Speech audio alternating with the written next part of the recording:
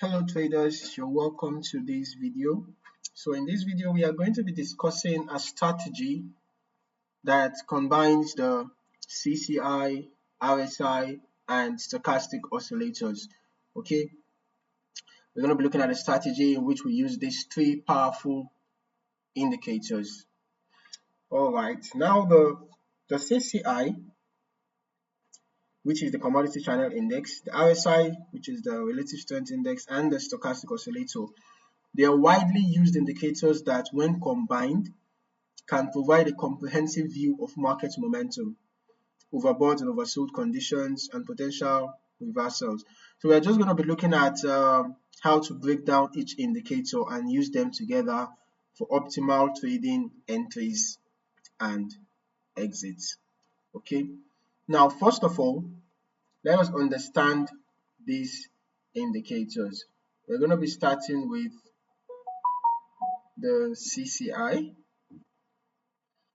Okay, we can see that I'm just going to change this back to the default settings.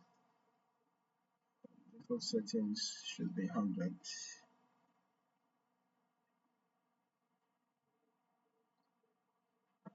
Okay, all right. So for the CCI, values above 100 represent an overbought condition, while values below -100 represent oversold conditions. Okay, it helps us identify price reversals and market entries. Then now let us be looking at the RSI. We're going to add on the RSI to our chart. Okay, as for the RSI, it measures the speed and change of price movements. Okay, oscillating between 0 and 100, as we can see. Typically, values above 70 indicate overbought conditions, and values below 30 suggest oversold conditions. RSI is great for spotting potential reversals and divergences. Now, we're going to be adding on the stochastic oscillator also to our chart. Now, the stochastic oscillator, we're going to just leave it at the default settings.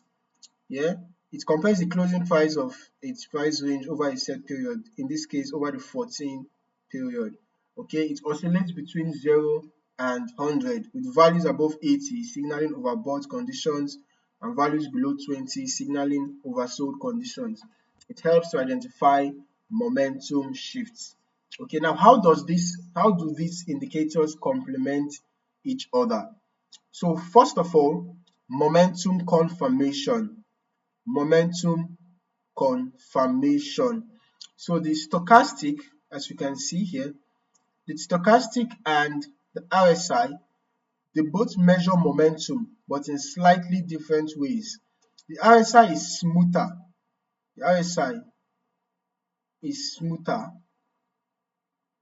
Just going to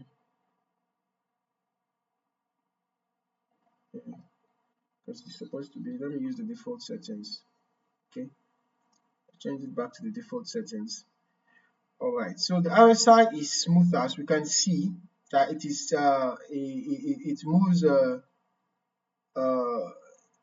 sideways more than the stochastics. Okay, so the RSI is better for identifying broad overbought or oversold zones, while the stochastic reacts more quickly.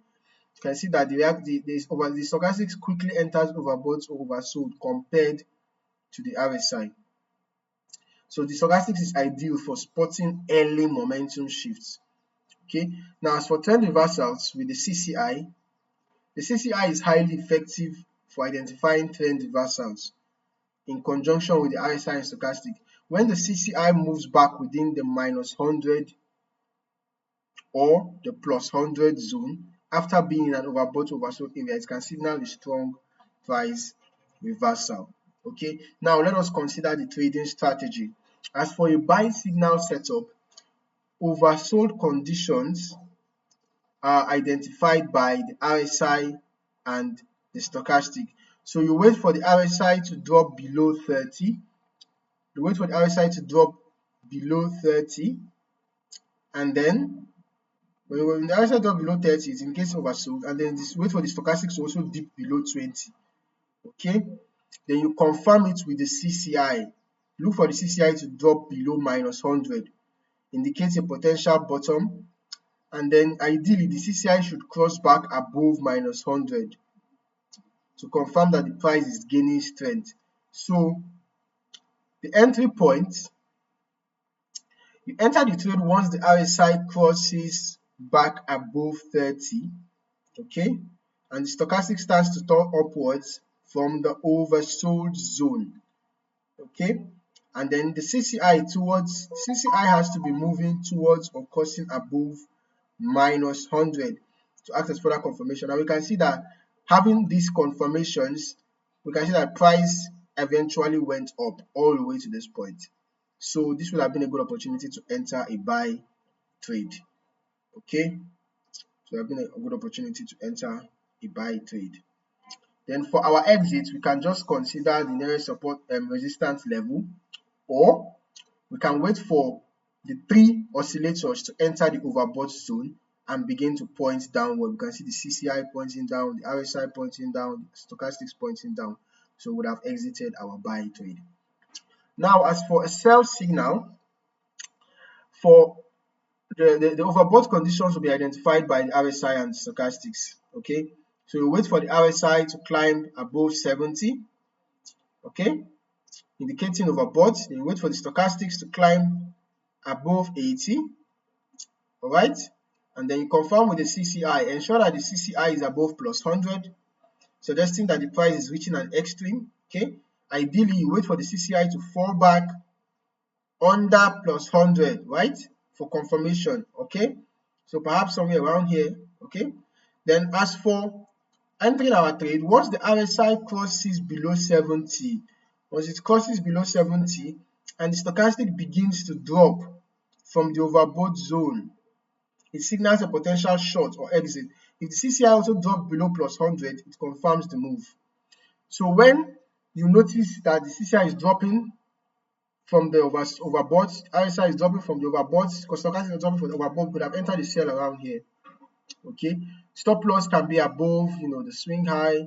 Take profits can be at the nearest support, or you can just wait for when the 3 indicators enter the oversold zone or close to the oversold zone and start pointing upwards. So we'll have exited around here. Okay, now you can also use this strategy to spot divergences. As for a bullish divergence, which is going to be a buy signal, if the price makes lower lows, okay, if the price makes lower lows but the RSI or the stochastic shows higher lows, okay, we have something like that around here, although it is not very obvious. Yeah, the slope is a very gentle slope. It's a very gentle slope. So we can see that we actually had a, can you see, this is a lower low and a higher low, and even the RSI too showed it. It's just that it is very gentle, very gentle. In some cases it could be a steep slope, okay, but whenever you see the price making lower lows and the RSI or the stochastics are making higher lows, it signals a bullish divergence. Okay, it signals a bullish divergence, a potential trend reversal upward, and we can see that right after that, you can see that price eventually went up. Okay, and as for a bearish divergence, it's just the opposite.